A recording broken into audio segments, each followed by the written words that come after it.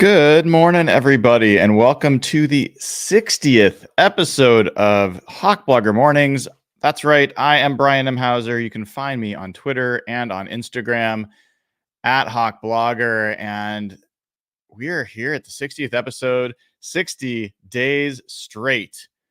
About 60 days more than I expected the show to last, but here we are on day 60 of a stream at least once a day. And as you've seen, if you've been watching the YouTube channel, you know that it's been more than once a day most of the time. So a lot of shows, a lot of content. Hope you guys are all enjoying it. And happy OTA week. Happy Seahawks OTA week. We actually get some news to chew on and think about and discuss.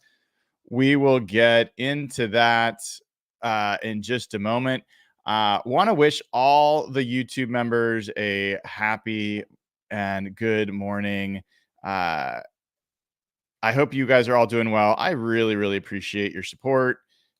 And I honestly don't know that I'd still be doing this if I didn't have the number of folks that have joined over on YouTube, made this a little bit more of an active community, and would love to get that even higher. I think probably got 100 or so folks. Would love to get that to a few hundred folks and really get a strong group together. Also over at patreon.com/hawkblogger, we're growing there as well. And the community on Slack there is really strong. I'd love to try to figure out some in-person things that we can do. I think a lot of folks are enjoying getting to know each other and make connections out in the community.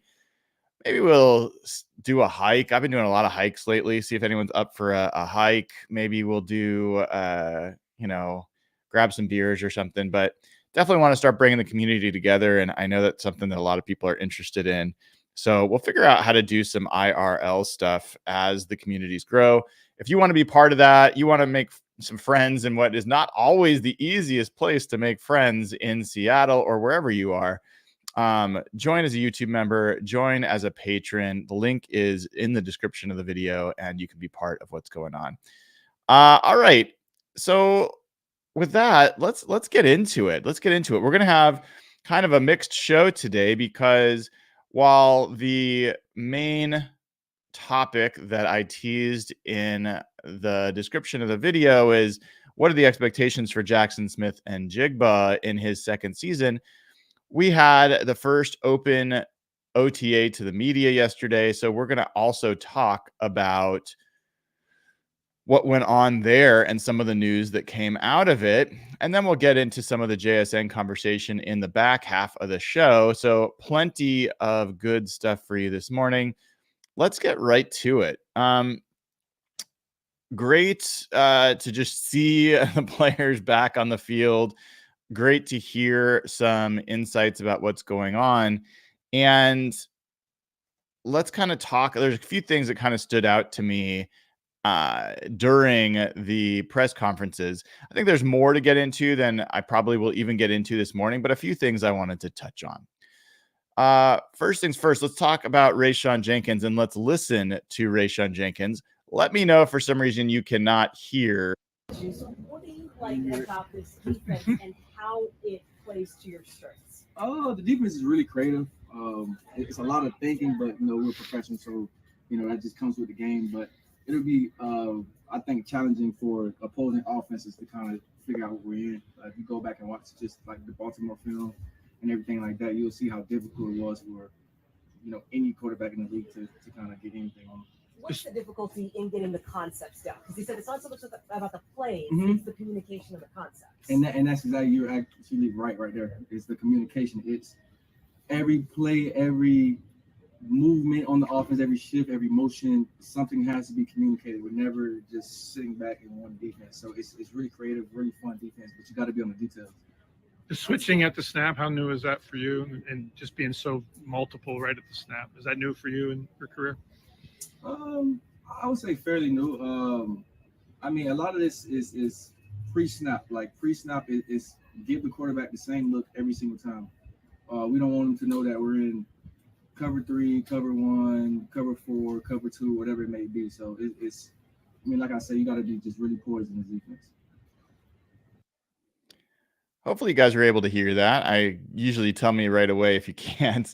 But I mean, I gotta say, when I heard that the first time, I I just kind of smiled. I had the biggest grin on my face because that was just really good news. I I think when you look at what the Seahawks have been, why is this?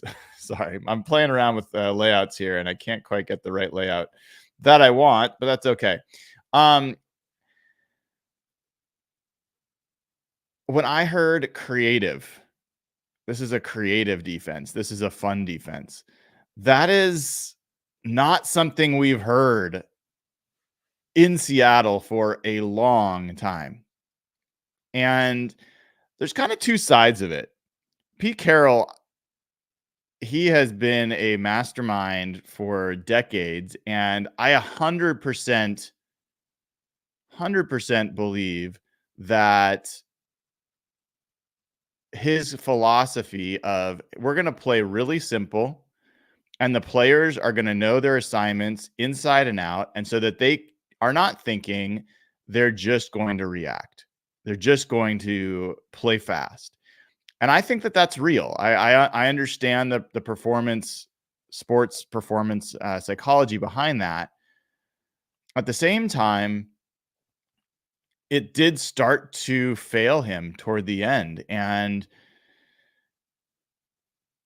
the fact was that the Seahawks defense was generally pretty simple. They started adding some more complexity toward the end, but I just don't think that really meshed with where Pete's strengths were. And so to have a new player come in here and talk about this being a creative and fun defense put a smile on my face. Now, on the flip side, you did hear him say, Rayan Jenkins, safety Rayan Jenkins, say a lot of thinking. You don't want a lot of thinking. Now, you don't want the players to be spending so much time thinking that they're not just playing football. But there's another interpretation of that quote from Rayan Jenkins, which is this is a defense that requires some intelligence and requires you to be paying attention and on your details. And there's nothing really wrong with that. I talked about how one of the things that seems to be a connective tissue in some of the draft picks for the Seahawks this year has been smart guys. Byron Murphy graduating 3 years, coming to UT with an associate's degree. Christian Haynes with a master's, like Michael Jarrell, like a lot of these guys have demonstrated a higher level of IQ than I think maybe is the typical level. And I'll be interested to see over time how much that plays a part in how they evaluate players for this defense. Another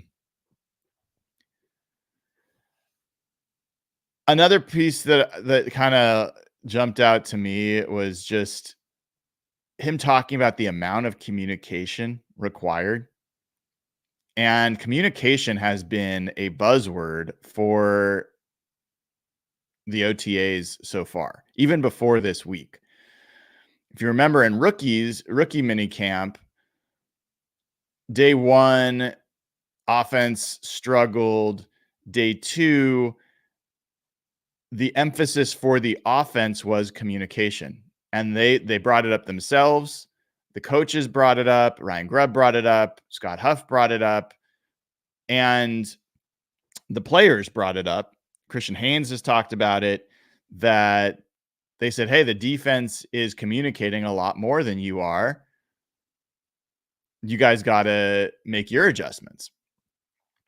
And now you're seeing it, hearing it on the defense. And the amount of intricacy, the amount of detail that Rayan Jenkins is referring to in terms of every play, every shift that the offense makes, every movement, something has to be communicated. And I think that just it implies a level of sophistication and modern design to this defense that is going to make it harder for teams to prepare for and adjust to. And I think that's what we've all been hoping for. And excited to kind of hear some of that reflected in Rayan Jenkins' press conference. I would also just point out, and I'll be interested to see, I haven't looked at this, but it does make me wonder, what about communication on the road? I'm assuming this doesn't have to always be verbal. It can be signals, hand signals, all sorts of other things. But if there's that much communication needed and you're playing in I guess it would be at home, in a home stadium where it is incredibly loud, like Lumen Field, what does that mean for communication? So, something a little small to stow away and come back to and pay attention to. I thought it was also a bit of interesting news from Rayan Jenkins that the San Francisco 49ers matched his offer from the Seahawks. And he kind of joked about it, but ultimately picked Seattle because not only the team and those things, but the lack of state income tax. And so that's how close some of these decisions are in terms of where a player goes. And to know that the 49ers wanted this guy that badly, I think just speaks to what we heard from Coach Cody Alexander earlier this week. Highly recommend you tune into that show. That was on Monday, where he just talked about Rayan Jenkins as about being a top 20 safety in the league and one of the better safeties out there, good against the run, good against the pass, good in zone. So, I mean, this guy is, I think, going to be a pretty prominent part of your defense heading into 2024. All right, so that was Rayan Jenkins. Let's get to the coach. Great to see everybody. Cool to have spectators at practice, So it's good. It was a good day. We're learning as we go. Guys' spirits are high and we're playing fast. I think we're practicing the right way for the most part, and we're just getting after it. It was a good day of practice, kind of back and forth in terms of execution, but we're chasing it. So onward we go.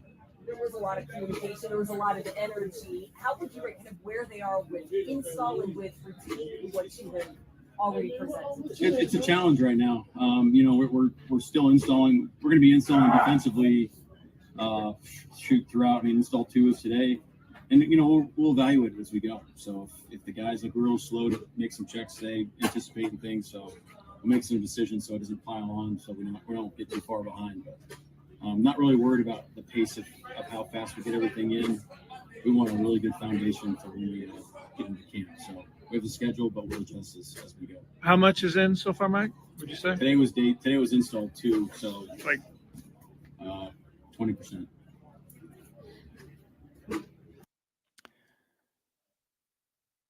So that was Mike Macdonald talking about where they are. And there's a bunch of stuff that jumped out to me in that clip.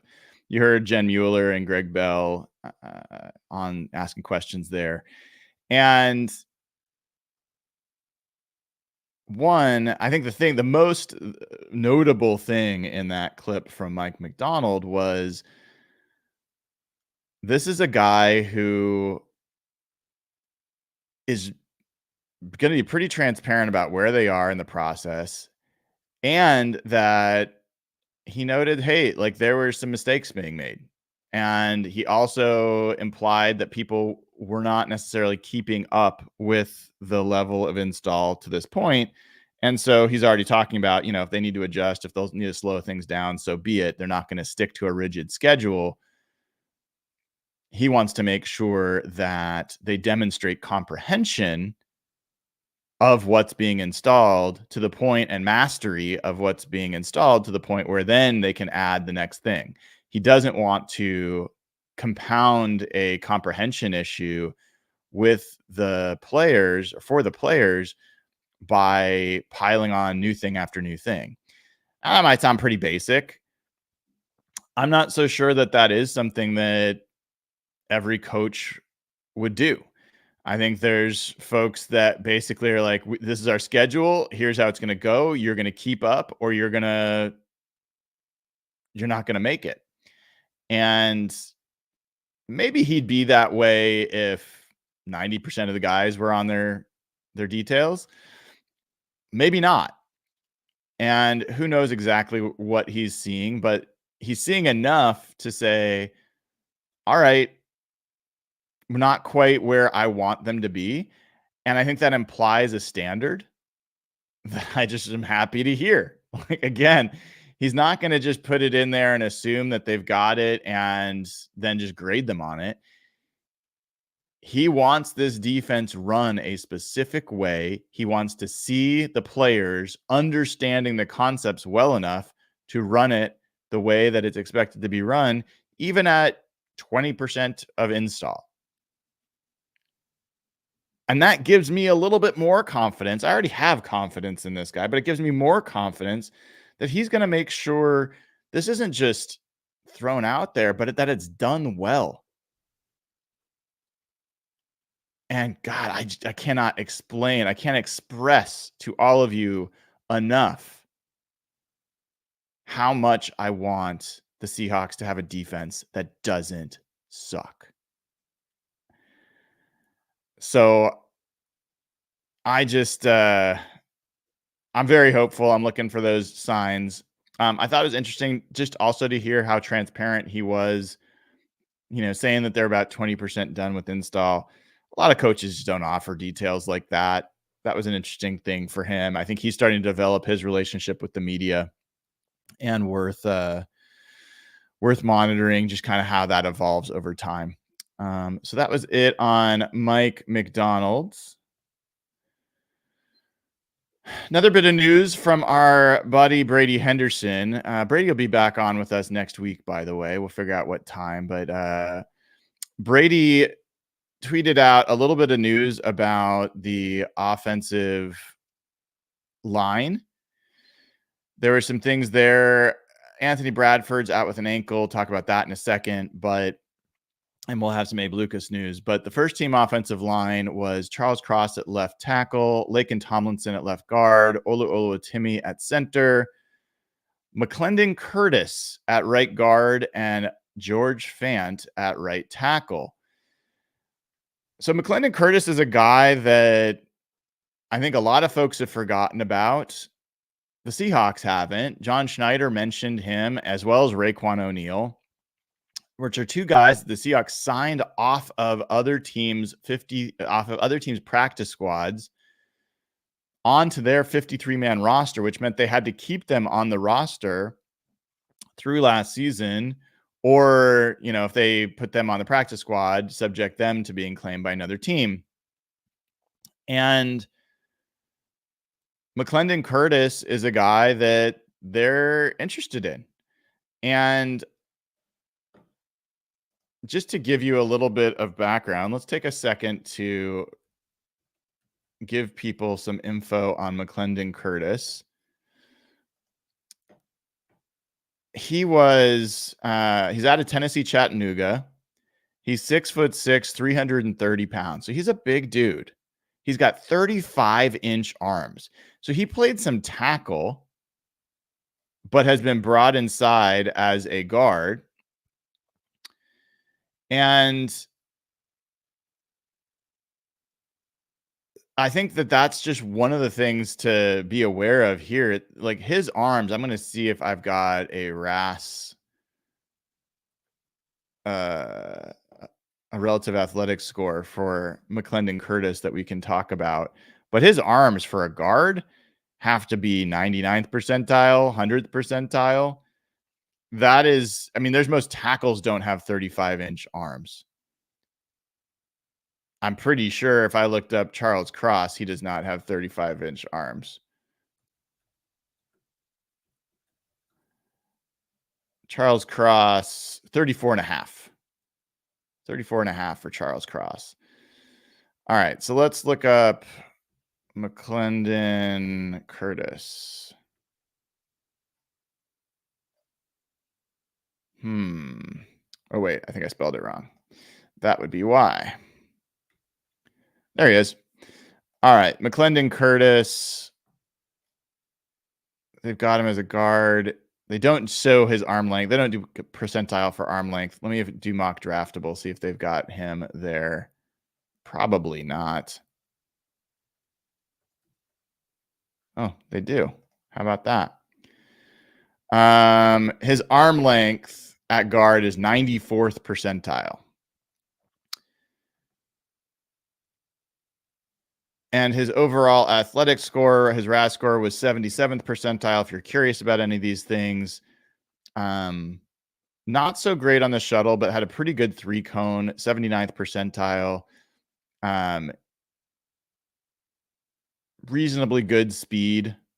So a decent mover, 70th percentile, 60th percentile, something like that. So he's a big dude. He's a big dude with some interesting athletic aspects to him. And he's been here for a year. And I think it says something that he is first up at right guard when Anthony Bradford's out. Christian Haynes, who I think we're all very hopeful about, was playing mostly with the number 2 offensive line at right guard. So he was behind McClendon Curtis. And I'm not over analyzing this. The rookies are almost always going to start off low on the depth chart. That doesn't mean almost anything. As training camp comes around, as preseason games come around, this can all change significantly. But I do think it is worth calling out where McClendon Curtis is in this competition, because I just don't think we've talked about him enough as a guy that could be playing snaps for the Seahawks this year. And we never really got to see him as a Seahawk last year. I want to do one other check on McClendon Curtis. Why not? I mean, this is a show where we obsess about things, so why wouldn't we do this? I'm going to see. I think I remember doing this before, but I wanted to check his PFF grades. And I think he's only got preseason grades. So 2023, he had an 87.9 grade in the preseason for the Raiders, and an 80.9 pass block grade and an 86.2 run block grade. His pass blocking was generally just better overall than his run blocking. But those were some impressive grades. I thought I remembered that from him. Now, he did this in relatively few snaps. I would not overemphasize this too much, but the snaps that he got were quality snaps. The other piece that I think is worth calling out here with the offensive line, there's a couple names you don't see. So Sataola Omea, the 6th-round pick, was not really discussed in this tweet. He also wasn't necessarily with the third team as much either.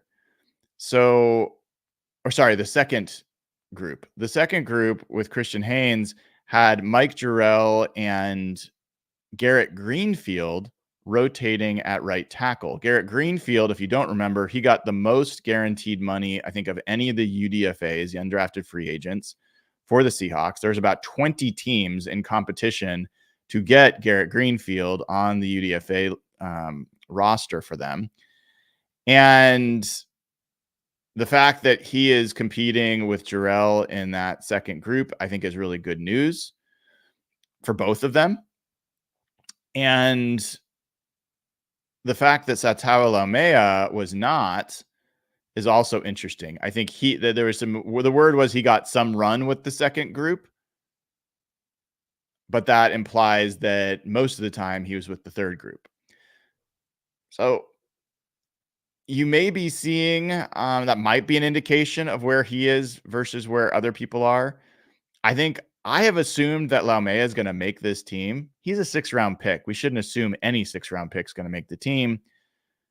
But there's a lot of interesting competition at the back of that offensive line, especially on the right side, and curious what will come of that. So something to watch, but just a quick update there caught my attention.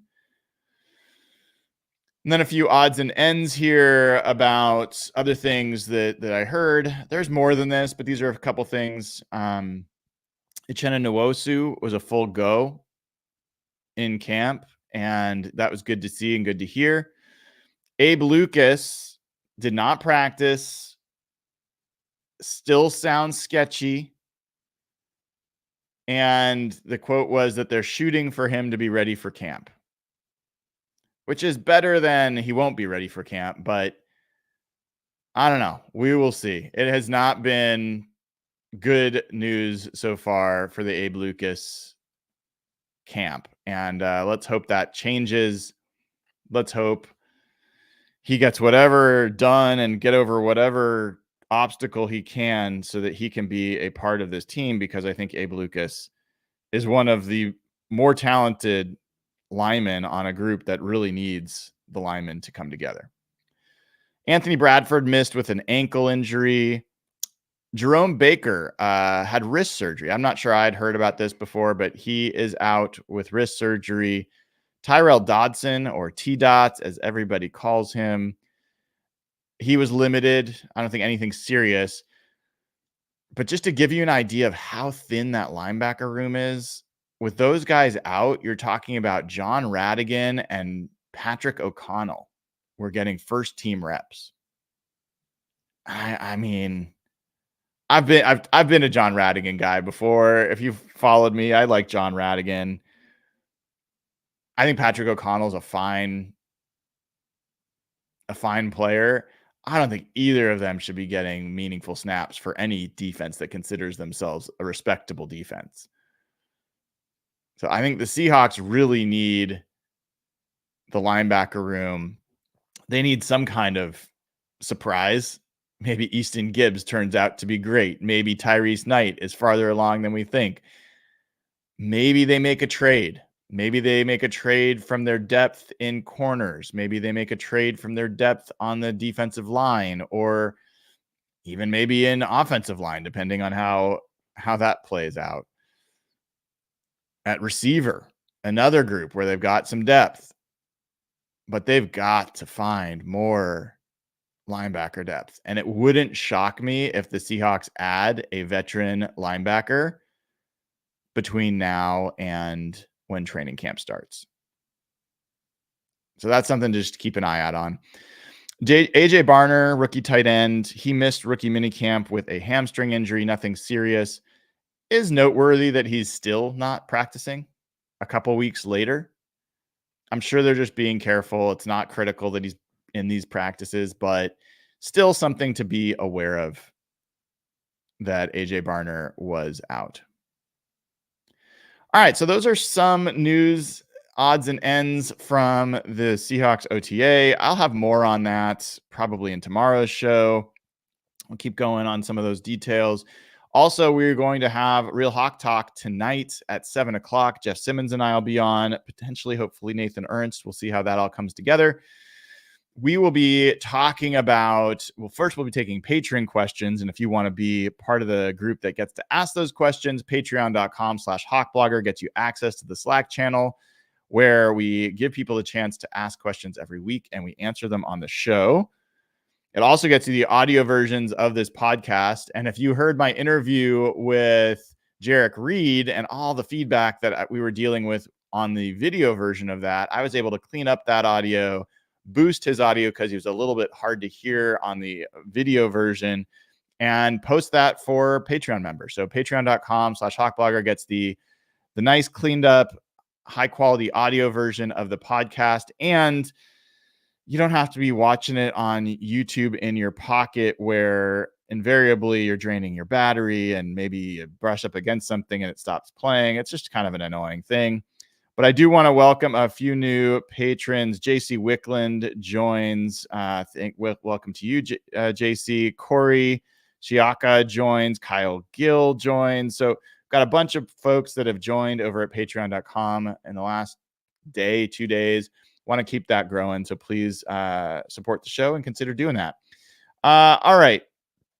Let's get into the next aspect of this show, which is, what are we looking for Mr. Jackson Smith and Jigba in his second season?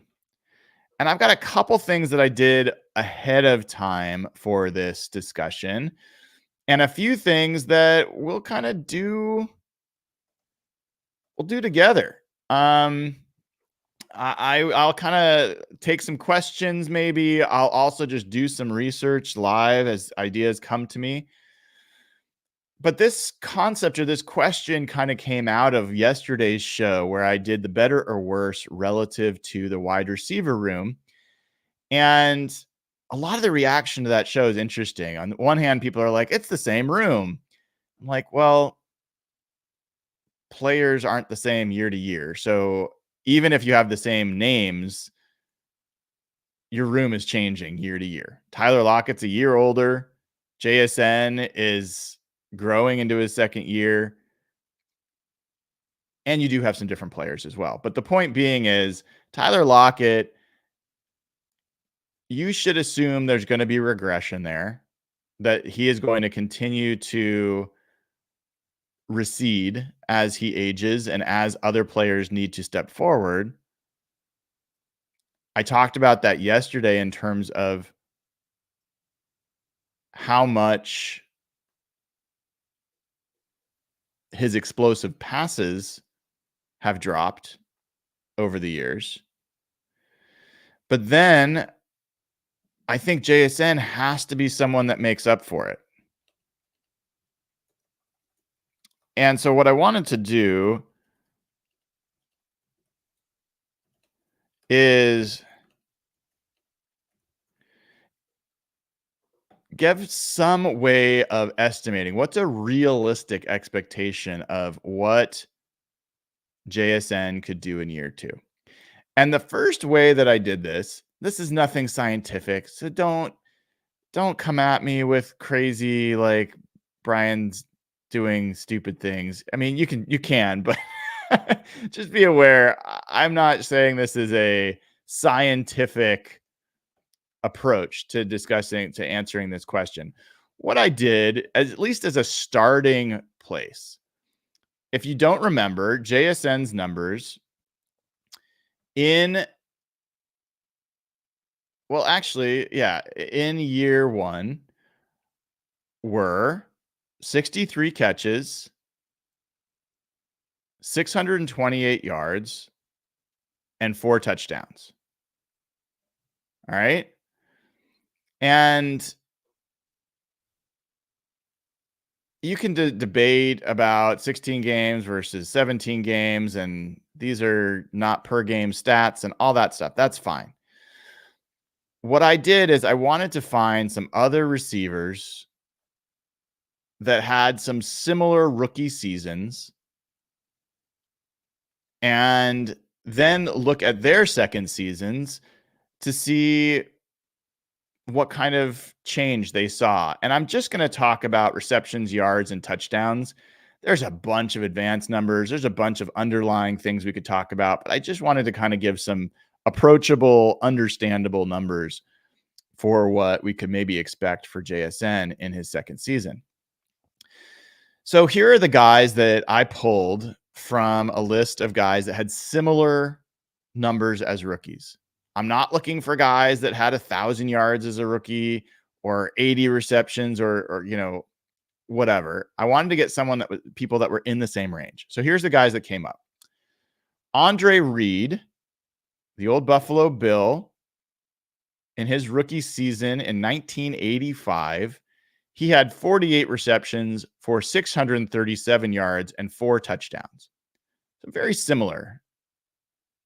Now, JSN had more catches, but their yards and touchdowns are pretty much identical. I actually also think Andre Reed's an interesting compare for JSN. Not the most elite athlete, but a just very solid receiver. Runs good routes, can do a little bit of everything.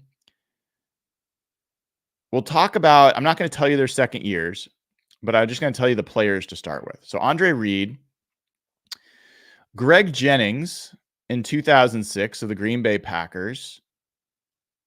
He had 45 catches for 632 yards and 3 touchdowns. So again, very similar on yards and touchdowns.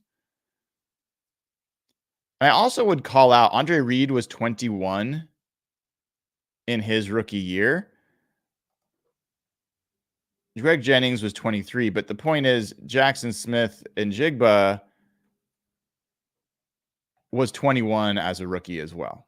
So he and Andre Reed share that as a similarity. Additionally, another name, not one of my favorite players or guys in general, but he had some numbers, and I think it's worth pulling out, is Michael Crabtree of the 49ers in 2009. As a rookie, he had 48 catches for 625 yards and 2 touchdowns. All right, so another similar kind of rookie year.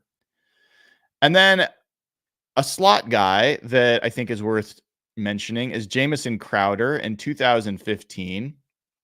As a rookie for the Commanders, he had 59 catches for 604 yards and 2 touchdowns.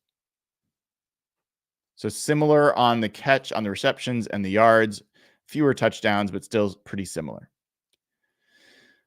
Another player that I pulled that is similar, Hunter Renfrow, another slot receiver, 2019, just a few years ago, as a 24-year-old rookie for the Raiders, had 49 catches for 605 yards and 4 touchdowns. There's one other player I pulled, and unfortunately, he didn't have a second year that I could really work with. So I've pulled him out of the numbers that I'll talk to you about and the projections in a second. But Tyler Boyd in 2016 with the Bengals had 54 receptions for 603 yards and 1 touchdown. I want to at least mention Tyler Boyd because that's a player who similarly, had his not like blowout numbers as a rookie, but went on to become a very productive receiver. By his third year, he had 76 catches, 1,028 yards, and 7 touchdowns.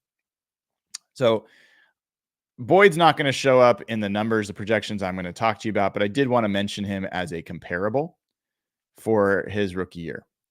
Now, I also went and pulled some guys that were specifically Seahawks rookies that weren't quite as close in a lot of these numbers, but close enough that I wanted to include them. Tyler Lockett, as a rookie in 2015, he had 51 catches for 664 yards and 6 touchdowns. Pretty similar. Darrell Jackson, rookie in 2000, had 53 catches for 713 yards and 6 touchdowns. And then 2 more. Brian Blades, one of my all-time favorite Seahawks. In 1988, as a rookie, he had 40 catches for 682 yards and 8 touchdowns. And Steve Largent, the Hall of Famer, in 1976, had 54 catches for 705 yards and 4 touchdowns. So I included all of those guys in the list because what I wanted to then do is I took all of their second years and I just took the percentage growth. Like Andre Reed, from his first to second year, had 48 receptions and then went to 53 receptions. That is a 10.4% increase. His yards went from 637 to 739. That's a 16% increase. His touchdowns went from 4 to 7. That's a 75% increase. So I went through for all of these guys that I just mentioned, other than Tyler Boyd, because he had an injury his second year. And so his second year stats just wouldn't have made sense. And I just went through and said, okay, what was their growth rate relative to their first year? And it didn't always grow. Sometimes it shrunk. For example, Tyler Lockett's second year, he had 41 catches for 597 yards and 1 touchdown. He went down significantly in his second year, and he played 15 games. So it wasn't that. So once I did that, then I took the average change across all of these players. And to give you an idea, on average, receptions jumped 15% from year 1 to year 2 for these guys. Yards jumped 24% from year 1 to year 2. And touchdowns jumped 93% from year 1 to year 2. So touchdowns were where there was a lot of progression, interestingly, for at least these players. And if I take the averages of those players from year 1 to year 2, and I apply those to JSN's year 1 numbers. So remember, he had 63 catches for 628 yards and 4 touchdowns. Then the average applied to that growth would get you next year 73 catches for 780 yards and 8 touchdowns. 73 catches, 780 yards, and 8 touchdowns.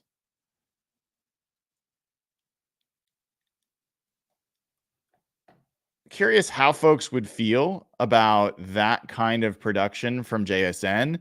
Would you be happy with that? Would that feel like enough of progression? Would it feel like, oh, I don't know if this is good enough? Certainly 8 touchdowns is something that you'd sign up for. And I don't think that's unrealistic. I think 73 receptions is not bad either.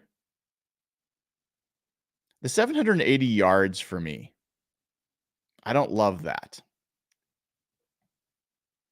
Now, this will depend again on how much Tyler Lockett is still heavily involved and heavily targeted. Tyler Lockett was the #1 most targeted player on the Seahawks last year. JSN, if I just go back, make sure I've got the right numbers here. JSN was the 3rd most targeted. He had 93 targets. Tyler Lockett had 122. I honestly feel like that should flip this year. I think that JSN should be the most targeted player on this team. You might say DK Metcalf should be, maybe he should. I think that's a fair debate. And by the way, Tyler Lockett and DK Metcalf were right next to each other, 122 to 119 in targets. So they're pretty much equal. And I'd be fine with DK Metcalf being equal with JSN. But my point is, JSN is an efficient receiver. He is a possession receiver. He is going to be running routes near to the line of scrimmage in a lot of cases. He is going to be over the middle. He's going to be converting. He should be your primary 3rd down target. He's a guy that I want, if he's really succeeding, it's not going to be about a specific number. I think targets actually might be the best indicator of his progression as a player from year 1 to year 2. Is I want him to be the go-to player for Geno Smith. I want him to be the guy that he knows where he's going to be exactly where he's supposed to be at exactly when he's supposed to be there, and he's going to be open. And that Geno can trust that to be the case, and he's going to hit him, and that the Seahawks will have one of those quarterback receiver combinations that's just a handful for defenses to deal with. They never reached that last year. Even at JSN's best, he was not a handful last year. There were games where he was starting to emerge, but it just wasn't to the point where you're like, man, they don't know how to guard this guy. And that's what I think he is capable of. I think he's capable of being one of those players that just defenses are frustrated by, they cannot keep him covered. That was not his rookie year. And I think that's really important that we see that kind of progression in his second season.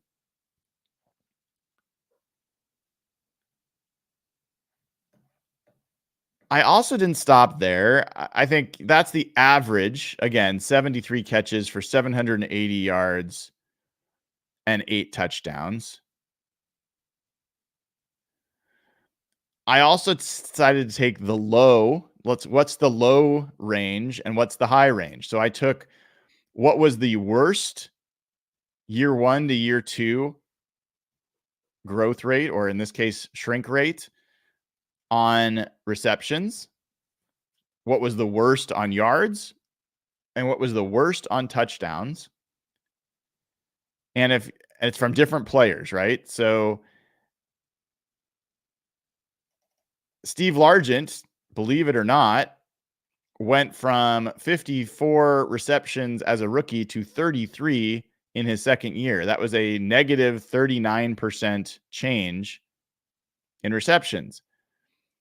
If that happened to JSN, he would go from 63 receptions to 39 receptions. So that's a low. This is a low projection.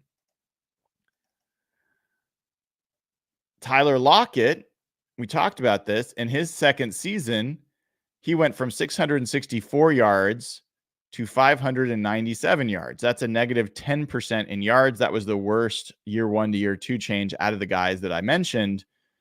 If that was JSN, it would be 565 yards in year 2. And then Tyler Lockett was also the worst of these guys change from touchdowns perspective. He went from 6 touchdowns as a rookie to 1 in his second year. That's a negative 83% change. That would have JSN with 1 touchdown. So the low end of the projection, this would be the worst case scenario, so to speak, 39 catches for 565 yards and 1 touchdown. If JSN has that this year, the Seahawks are in a bit of a pickle at the receiver position. That's going to mean Jake Bobo is going to have to emerge. That's going to mean one of these other receivers is going to have to emerge, because that would be a problem if he regressed like that. But I also did the high projection range. Like, what would be if all the highest things happened? Well, this was a fun one. Brian Blades, in year 1 to year 2 for receptions, he went from 40 receptions to 77 receptions in his second year. That's a 92% growth. If that happened for JSN, he'd go from 63 catches to 121. So that would be fun. I don't know if I see that happening, but that would be fun. On the yardage, Brian Blades also had the largest growth of these guys from year 1 to year 2 in yardage. He went from 682 yards to 1,063. That's a 56% growth. If that happened for JSN, that would be 979 yards. So we're getting up there close to 1,000, but I think it's worth just recognizing that of all these players, the high end of the range for what would be a reasonable growth rate from where JSN was last year still has him less than 1,000 yards in his second season. And then the third one on the touchdowns, this was Greg Jennings.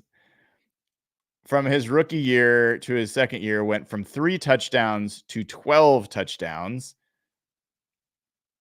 And that was a 300% growth rate. If that was JSN, he'd have 16 touchdowns. So I'm sure you would all sign up for the high end projection, which is 121 catches for 979 yards and 16 touchdowns. That's fun to say, but right. I think the average here feels realistic. 73 catches, 780 yards, and 8 touchdowns. I might even be willing to take fewer touchdowns, like a couple, like 6 touchdowns instead of 8, to get that reception count up over 80, up over 85. Tyler Lockett had 79 receptions in those 122 targets last year. I'd like JSN to be up over 80 receptions. And if we go even back to 2022, DK Metcalf had 141 targets in 2022. He had 90 receptions. Tyler Lockett had 117 targets that year. He had 84 receptions. That's because Tyler Lockett had a 72% catch rate. Well, JSN had like a 68% catch rate last year. I think that JSN is capable of a 70% plus catch rate. And I think if he does that and he gets his 120 targets, then you're going to be talking about 80 to 90 catches this year. And I think that that's what I would look for from JSN this year is 80 plus receptions, 750 to 850 yards. And I think touchdowns for me with JSN aren't quite as important because I think there's other players that are going to take care of that. But he certainly is a guy. So I like 6 to 8 touchdowns would be great. I think that'd be great. I got no problems with that. I mean, again, Tyler Lockett as a reasonable comparison. I mean, Tyler Lockett's he's an all-timer for the Seahawks. I think JSN can be, but Tyler Lockett, he didn't have more than 6 touchdowns receiving until his 4th year. He went 6 as a rookie, then 1, then 2. Now, granted, in his 3rd year, he got injured, so he only played 8 games, I think. Am I right? Well, he played fewer games. And then in year 4, he had 10 touchdowns. He went 10, 8, 10, 8, 9 over a 5-year stretch from 2018 to 2022.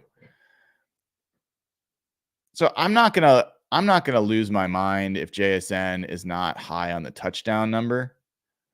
What I want to see is his catch rate to be over 70%.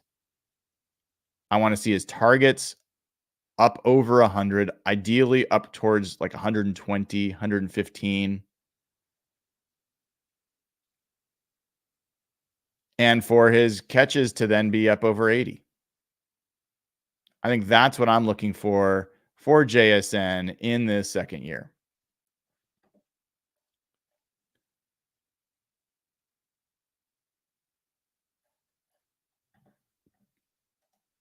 While we're on it, let's take a look and see what are some other recent rookies. Now, I haven't done this preparation wise, so we'll just do this in real time.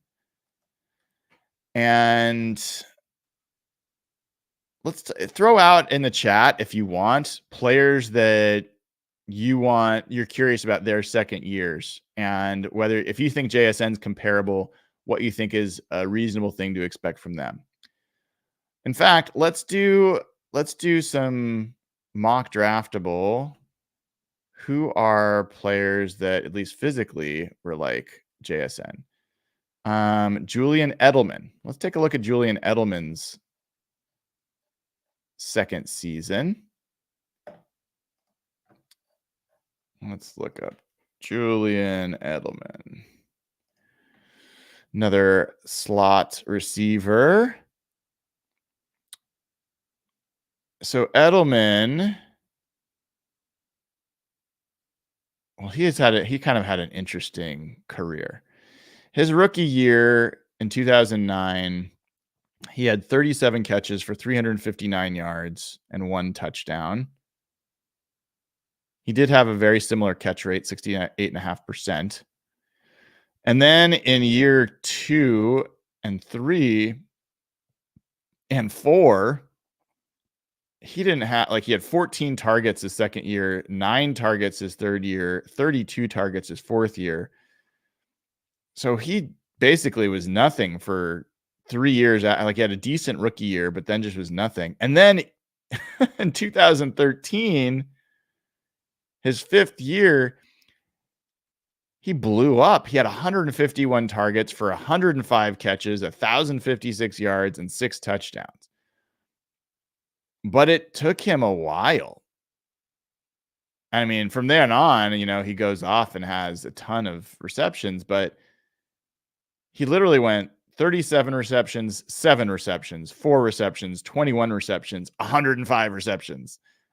So he had more receptions and targets in his fifth year than he did in his previous 4 years combined. I don't know that Julian Edelman's a particularly reasonable guy to follow along relative to JSN. Who else? Who else should we look at? Amon-Ra St. Brown. That's a good one. Let's check out Amon-Ra St. Brown. I like that as comparable. Now, Amon-Ra St. Brown for me is a Doug Baldwin clone. That's who I see in him. And I think his numbers are what Doug Baldwin's numbers would have been if he was in a pass-centric offense. So Amon-Ra St. Brown as a rookie in 2021 had 90 catches on 119 targets for 912 yards and 5 touchdowns. He had a 75.6% catch rate, which was fantastic. You can get up there. That's rarefied air over 75% on catch rate. For his second season, he jumped from 90 catches to 106 catches, 1,161 yards, and 6 touchdowns. His catch rate was still high, 73%, but he got 146 targets. I just don't know that I see anyone in the Seahawks getting that many targets. Maybe DK. DK got 141, I think, in 2022. Amon-Ra St. Brown last year went up to 119 catches for 1,515 yards and 10 touchdowns. I mean, that guy's had quite the progression. I am not sure that, I mean, the change from 90 to 106, let me just do a quick, I'll do a quick percentage change for us so we can have a little bit of apples to apples on this.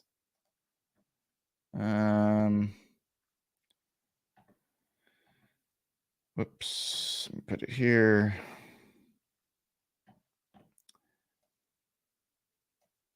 So the change for Amon-Ra St. Brown from year 1 to year 2 was 18% increase in receptions, 27% increase in yards, and 20% increase in touchdowns. Again, the average increase of the guys I talked to you about, he's pretty close. So his reception increase, his was 17.8%. The average was 15. So pretty close there. His yardage change was 27. The average for the other guys I mentioned was 24. His touchdown growth was just 20%. The other guys was 93%. So, I mean, if you're curious, if JSN had the same growth as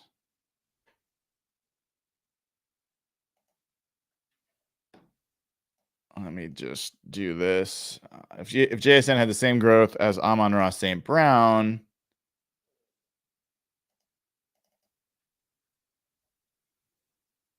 his numbers would look like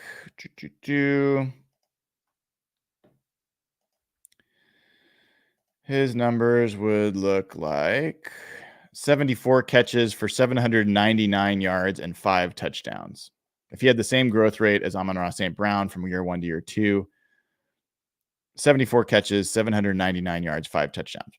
I'd sign up for that. I mean, I want to believe that JSN can just blow up and be one of these elite guys. But I also want to be realistic. That's what we do. We try to have a little bit of objectivity to this conversation. All right, we got another request for Wes Welker. I'll take a look at Wes Welker. I think these guys, the Edelmans, the Welkers, I think they're different players to me. They're different athletic profiles. So, and I think JSN has much more inside out capability than a lot of these guys did. Welker, well, technically as a rookie, he had no catches. He went to he bounced between multiple teams, Miami, San Diego, the Chargers back then. His second season in Miami, he had 29 catches for 434 yards, no touchdowns. And then his second season in Miami, he had 67 catches for 687 yards and 1 touchdown. From there on out, he blew up into 112 catches, 111, 123, 86, 122, 118. And that's when he went to New England. So no surprise there. But yeah, that's Wes